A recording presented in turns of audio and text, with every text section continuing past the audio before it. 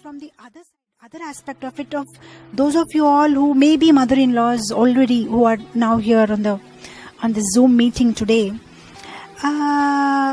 it's a time that you should start taking a back seat, and allow the children to make their own decisions, some small decisions like what's going to happen today for cooking, or what time they're going to sleep, or what is going to happen.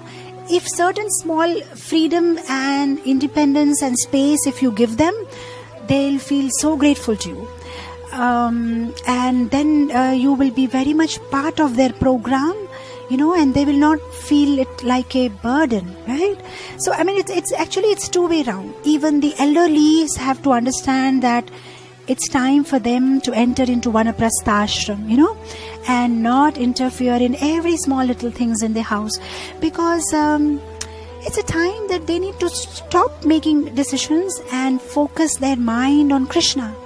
Because if they don't start practicing it now, then what will happen at the fag end of life? Yam yam vapi smaran bhavam tyajitante kalevaram tam tam iveti kaunteya sadatata bhava bhavita. Then at the end of the life, they'll be thinking about bhindi and cabbage and kofta, and this is what's going to happen. So I think it's time when you should decide that that's all right. I'm there if you need my guidance at any point of time. I'm there, if you are finding it difficult or you need my help. But otherwise, make your own decisions. If you can start adopting, you start getting into that mode, it will be so beautiful. See, why in the Vedic culture, there was no big problem about this.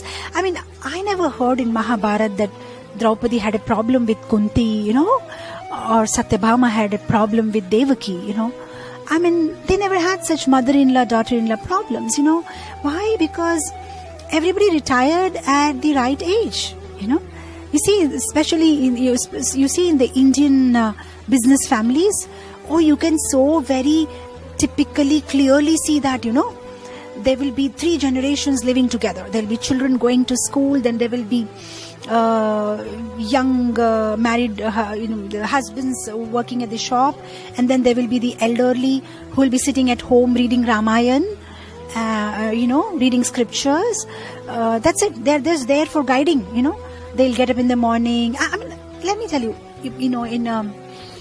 in Bombay, I was brought up in a joint family. Of course, after that we very soon got transferred to Hyderabad. But whatever little memory that I have as a child of the joint family, I remember the typical conventional Gujarati family. I used to see my Dadaji, my grandfather. He had a very beautiful routine, He used to get up in the morning, and then he used to take bath and go for a walk to the temple, which was close to our house. And I remember as a young girl, he used to take me, by my hand, and we both walk together, go to the temple. Then he comes back, and then he reads his Ramayana, and then he takes prasad. Then after taking prasad, he would read newspaper. Then after reading newspaper, he will have his age people come to him, from the neighborhood, and they would just talk to him. And then, he would just try to give some advice, his friends, this happened, that happened, they talk over it. And then he used to take his lunch. After lunch, he used to take rest.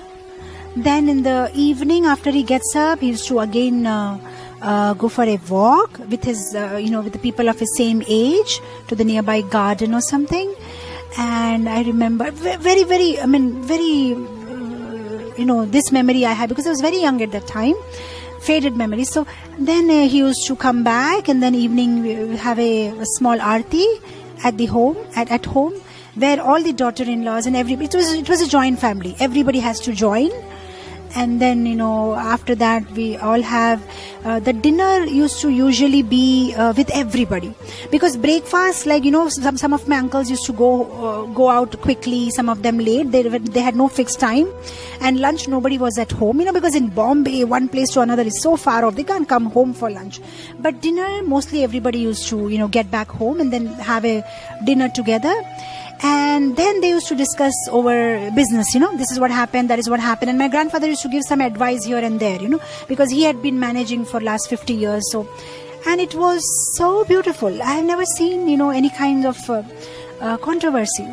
It was because he knows that it is for him to retire and allow them a space to decide for themselves.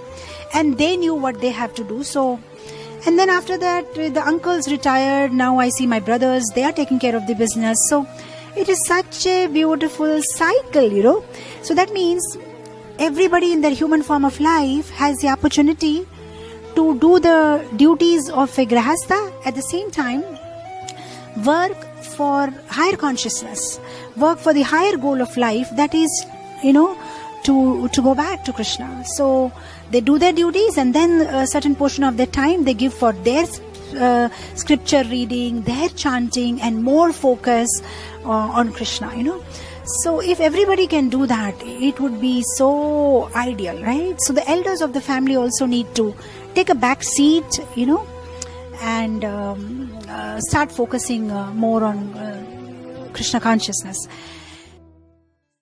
Krishna, Krishna, Krishna lage. Sab Krishna, Krishna, Krishna lage. Sab Krishna